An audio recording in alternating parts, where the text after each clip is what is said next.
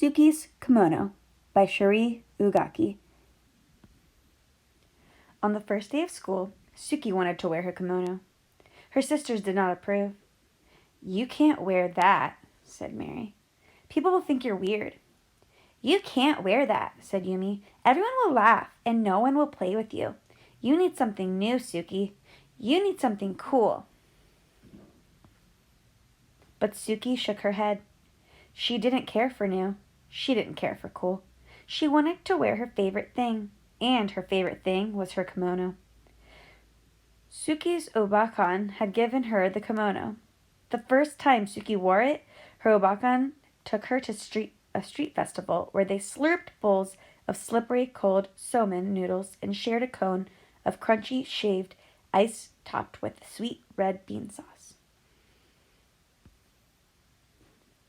Under strings of paper lanterns, Suki joined her obakan in a circle dance. She followed her and copied her movements, trying to be as light and as graceful. She watched the other women and children who danced, especially those who were dressed in cotton kimonos like her.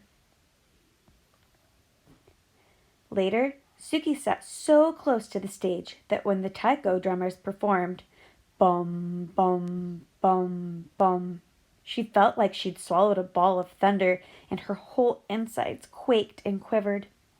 Before they left the festival, Suki and her obakan stopped at a souvenir stand. There were many things to choose from, but her obakan found the prettiest thing of all, a handkerchief of pale pink linen decorated with tiny maple leaves and cherry blossoms. When she gave it to Suki, she said, "This will help you remember our day." Now it was time for school. Mother checked Suki's obi one last time and took a picture of Mari, Yumi, and Suki together by the front steps. Then, as she watched the three sisters made their way down the block to their school, Mari and Yumi stayed several paces ahead of Suki and pretended they didn't know her. But Suki didn't mind. She turned and waved to her mother before she clip-clopped along in her shiny red geta, feeling very pleased in her fan-patterned blue kimono. Once in a while, Suki would lift her arms and let the butterfly sleeves flutter in the breeze. It made her feel like she'd grown her own set of wings. When they reached the school, Mari and Yumi hurried across the yard to a group of their friends.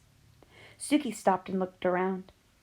Some of the children turned and stared at her, and others giggled and pointed at her kimono. But Suki ignored them. She took a seat on a swing to wait for the bell. A girl dressed in overalls just like a pair Suki had at home sat on the swing beside her. "Hi, Suki," said the girl. "Hi, Penny," said Suki.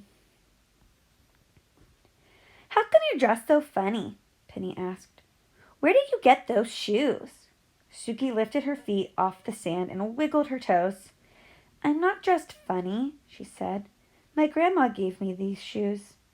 Suki started pumping her legs. After a moment, Penny did the same, and soon they were both swinging as fast and as high as they could. Swoosh, swoosh, up and up. When the bell rang, Suki and Penny jumped off their swings and ran to the gym for the first day assembly. Once they were finally taken to their new classroom, Suki chose a desk near the window. Penny chose a desk next to Suki. As they waited for everyone to find a seat, two boys in front of Suki turned and snickered behind their hands. One of the boys reached over and snatched at Suki's sleeve. "Look at this," he said. "She's a bat." Suki felt her cheeks burn, but she did not respond. Instead, she concentrated on sitting up straight and tall, the way her obakan always did. It was easy to do with an obi wrapped snug around her middle. Her obi was golden yellow, and in its folds Suki had tucked away her pale pink handkerchief. "Welcome to the first grade," said the teacher. "My name is Mrs. Paggio." She smiled. "Let's introduce ourselves and tell everyone what we did this summer." When it was her turn to speak, Suki stood up and told the teacher her name. "Hello, Suki," said Mrs. Paggio. "What did you do this summer?" "My grandma visited us," she said, straightening her sleeves. "She brought me my kimono and my geta." Suki raised her foot to show the teacher her wooden clog. Somewhere in the classroom, someone laughed, but Suki took a deep breath and continued. The best thing was that she took me to a festival, and there were dancing girls dressed like me, and they danced like this. She took a few steps and swayed her arms sideways. Look, now she's dancing, someone said, but Suki didn't hear. She hummed the music she remembered hearing at the festival.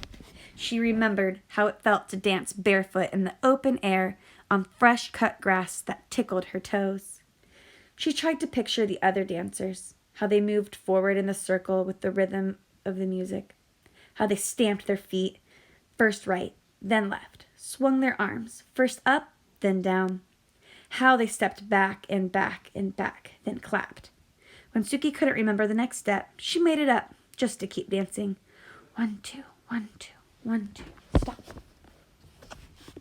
When she finished, the room seemed very quiet. Everyone was watching her. Suki sat down, wondering if she was in trouble. But Mrs. Paggio said, "That was wonderful, Suki," and she started to clap. Then, so did Penny, and after a moment, so did the entire class. After school, as the three sisters walked home together, Mari and Yumi grumbled about their first day. "No one even noticed my new sweater," said Mari. "No one even noticed my cool shoes," said Yumi. But Suki just smiled as she clip-clopped along behind them. Suki pulled out the pale pink handkerchief from her obi and held it up over her head to catch the wind. And in her blue cotton kimono and in her shiny red geta, Suki danced all the way home.